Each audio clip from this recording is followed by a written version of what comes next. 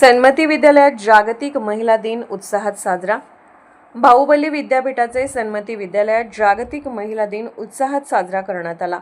या कार्यक्रमासाठी हातकणंगलेच्या उपनगराध्यक्ष रोहिणी खोत, प्राध्यापक अंजना चावरे, सरपंच पल्लवी पवार, नगरसेविका सुप्रिया इंगवले, रेखाताई हापसे, लक्ष्मी चौगले तसेच अस्मिता तांबवे यांची प्रमुख उपस्थिती होती। कार्यक्रमात प्रमुख वक्त्या प्राध्यापक अंजना चावरे म्हणाल्या, दैनंदिन जीवनात पालकांची भूमिका अत्यंत महत्त्वाची असते। एकत्र कुटुंब पद्धतीचे जतन करणे आवश्यक असून आचार-विचारांची जपणूक केली पाहिजे। मनाचा मोठेपणा जपत नातेसंबंध आणि संस्कृती टिकवण्याचा प्रत्येकाने प्रयत्न करावा।